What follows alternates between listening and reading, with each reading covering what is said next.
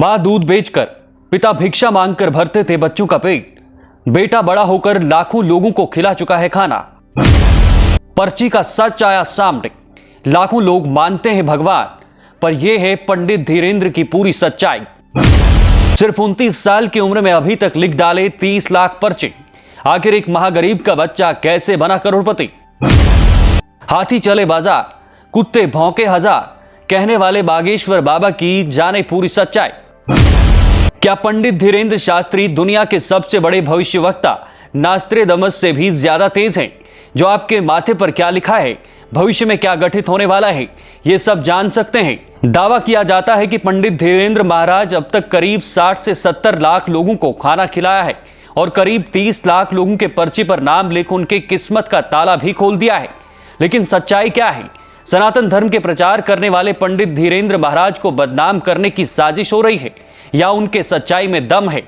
पंडित धीरेंद्र को ज्यादातर लोग उत्तराखंडी मानते हैं क्योंकि वहां एक जिला है बागेश्वर। क्योंकि पंडित धीरेंद्र अक्सर बागेश्वर वाले बाबा के जयकारे लगाते हैं।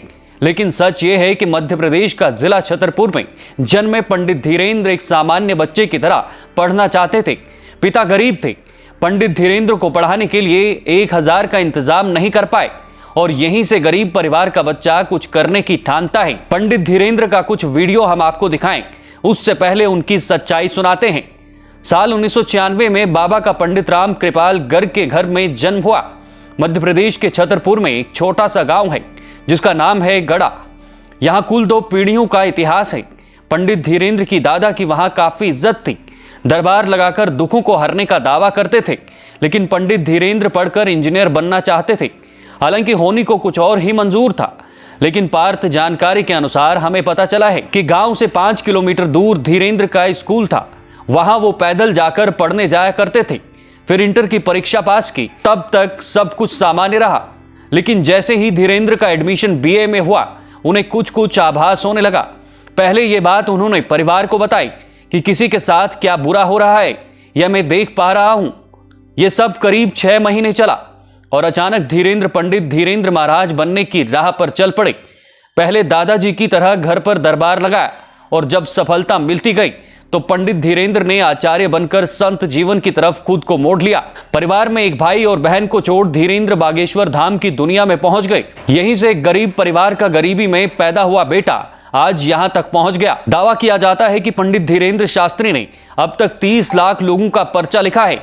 यानी कि उनसे मिलने कोई आता है तो महाराज पहले ही देखकर अंदाजा लगा लेते हैं कि किसके मन में क्या चल रहा है।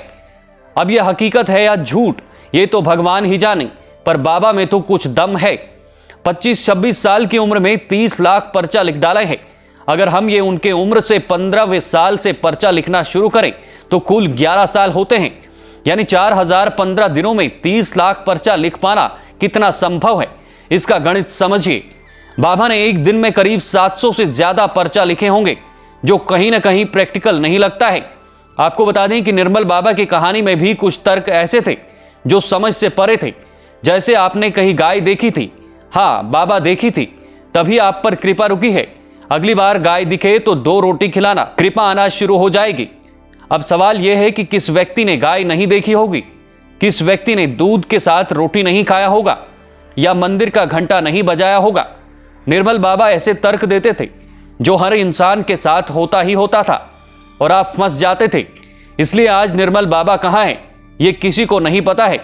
लेकिन हम ये नहीं कहते हैं कि पंडित धीरेंद्र महाराज के साथ कुछ ऐसा है। कुछ दिन पहले एक महिला उनकी पोल खोलने का दावा कर रही थी, जिसका वीडियो सोशल मीडिया पर जमकर वायरल हुआ है। जिसमें महिला ने बाबा को चैलेंज दिया था कि अगर बाबा है तो मैं यहां से अभद्र भाषा का प्रयोग कर रही हूं, मुझे पकड़वाइए कि मैं जिस लड़की का पर्चा बनाया हूं वो वहां बैठकर हमारे बारे में अभद्र भाषा का प्रयोग कर रही है। अगर ऐसा हुआ जो बाबा बोलेंगे, हार जाऊंगी। भारत में लोग किसी भी बाबा पर आसानी से भरोसा नहीं करते हैं। इसलिए पंडित धीरेंद्र की सच्चाई जो भी हो उन्हें बता देना चाहिए। ब्यूरो रिपोर्ट, पब्लिक पत्रिका।